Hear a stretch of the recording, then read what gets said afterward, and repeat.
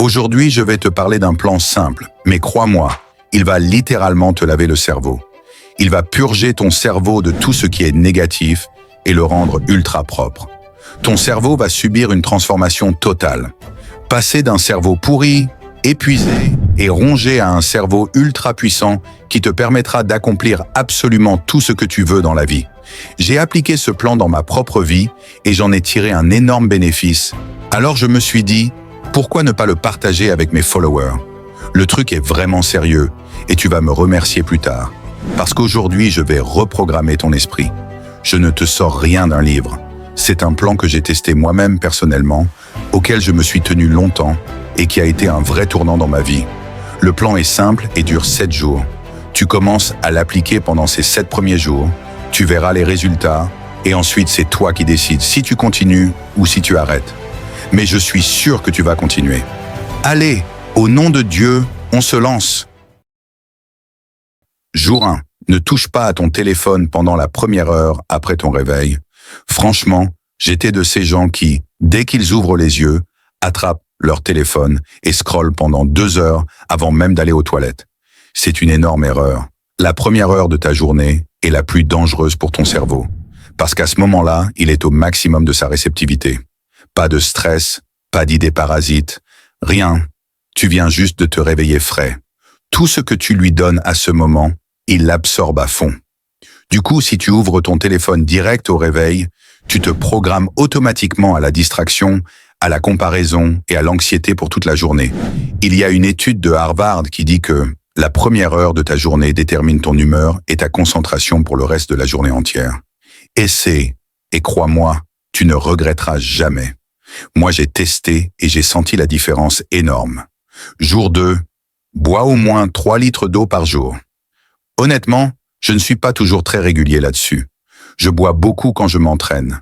1,5 litre pendant la séance d'1 heure ou un peu plus. Mais le reste de la journée, j'oublie souvent.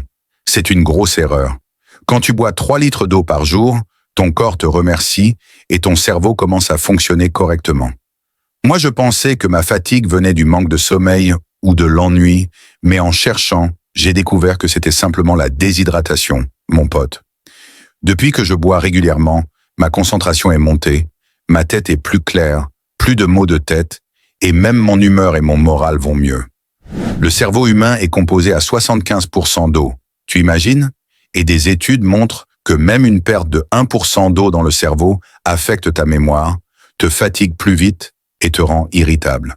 Ce que tu dois faire, commence par t'entraîner pour avoir soif et boire plus, et tous les 2 heures environ, bois un peu. Ne sous-estime pas ça. Jour 3. Commence ta journée par la tâche la plus importante et la plus difficile. J'avais une fausse croyance. Je commençais par les petites tâches faciles pour me chauffer avant la grosse. C'est complètement faux. Il faut commencer direct par la tâche la plus dure.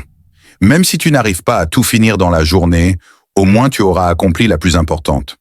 Jour 4. Sport quotidien. Au moins 1 heure. Je parle tellement de sport que mon cerveau est programmé dessus maintenant. Honnêtement, avant je n'étais pas du tout sportif. J'étais super maigre. Les gens me disaient « Tu vis en famine ou quoi ?» Sans exagérer. Maintenant, grâce à Dieu, mon corps est harmonieux et en bonne forme. Pas parfait, mais alhamdoulilah très bien. Tout ça juste en faisant du sport 1 heure par jour ou 5 jours par semaine. Je repose 2 jours. Le sport augmente la sérotonine et la dopamine, les hormones du bonheur et de la confiance. Personnellement, quand je fais des jambes, je sors de la salle comme un gamin. Je rigole, je suis hyper joyeux, un mood que tu ne ressens qu'après le sport. Jour 5, remplace les réseaux sociaux par la connaissance. Je passais des heures à regarder les autres, à être jaloux et à me comparer. Quand j'ai remplacé Instagram par des livres sur la psychologie ou le développement personnel, j'ai été choqué de voir à quel point mon esprit était occupé par du contenu utile. Après 1 semaine, j'ai gagné beaucoup plus de confiance en moi parce que je ne consommais plus seulement. Je progressais vraiment. Petite note importante. Ce n'est pas mal d'avoir des réseaux sociaux, mais il faut les contrôler avant qu'ils te contrôlent. Si tu gagnes de l'argent grâce à eux, ok, mais si tu consommes juste et que tu perds ta vie, là il faut limiter le temps. Regarde cette image, dans la vidéo originale, pour voir combien de temps je passe sur Insta par jour. Très peu. C'est ça le secret du succès, mon pote. Jour 6, surveille tes pensées et change ta façon de te parler. Avant, j'étais très dur avec moi-même.